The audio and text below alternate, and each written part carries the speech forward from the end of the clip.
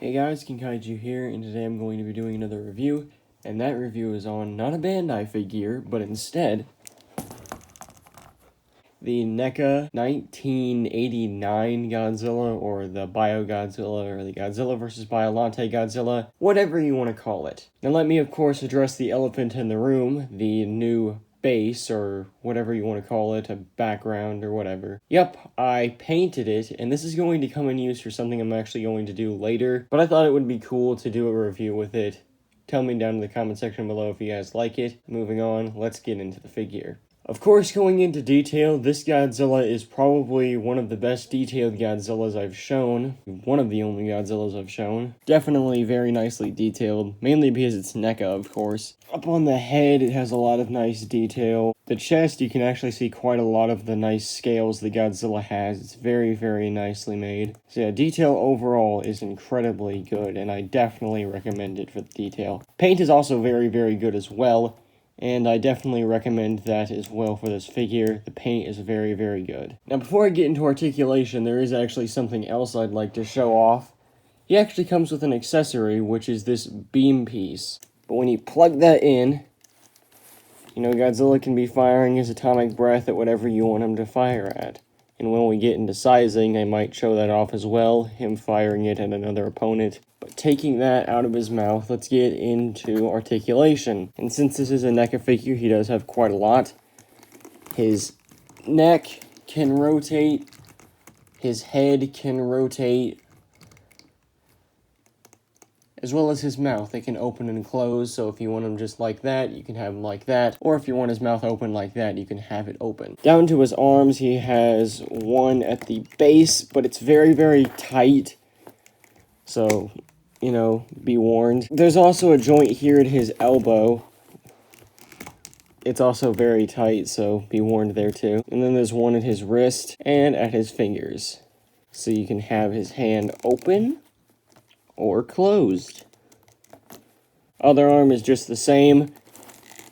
The waist is very, very tight. However, you can actually do something very, very cool with it. When I actually got him out of the packaging, he was like this. And most Neca figures are like this. I've kind of came to know that most of them are going to have a back that is similar to this. However, after a bit of fiddling, you can actually move his back arched up like that, which is very, very cool, and I was really, really astonished by that. You might have seen throughout this review, but his legs can move. They can also move at this joint right here, but I'm not going to because it is incredibly tight. His ankles can also rotate, same with the other leg.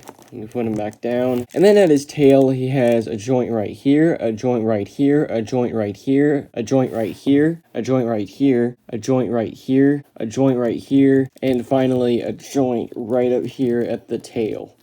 So there's quite a lot of articulation, and it's actually very, very well hidden, especially on the tail, because, you know, you can't actually tell if it's a segment or another piece of articulation. So on to sizing, we'll move him over here on the new base. The 1964 Godzilla. And yeah, these two look pretty good next to each other. Of course, though, this isn't accurate. This Godzilla should probably be a little bit bigger, since, you know, there's about a 20 to 30 meter height difference between the two, but, you know, not that big of a deal. I'll compare him to another Godzilla from a different company now. The Bandai Heisei Godzilla. And yeah, you can kind of see the massive size of this figure. It is pretty damn tall, and especially compared to Godzilla here, but they're from two different companies, so I really can't blame either figure for it. So next, I'll compare him to a villain of not his movie, but the movie that would follow his movie, Mecha King Ghidorah. And again, Godzilla is much taller than Mecha King Ghidorah here, but again, I really can't blame either figure because they're from two different companies. As a way to kind of show you, here's what his atomic breath looks like, especially connected to another monster. So overall, my opinion on this figure is that it is very, very good. I'm definitely not going to use it as much as some of my other Bandai figures, but still, it's very, very good indeed. I would definitely recommend it if you can find it. It is somewhat rare nowadays because most Targets have been cleaned out. I wish you all luck in collecting this guy. Definitely do not go for the very, very high eBay prices. I would probably not go for more than $30 for this figure, so if you can find them for a good deal like that, definitely go for it. So thank you all for watching, and I will see you all in the next video.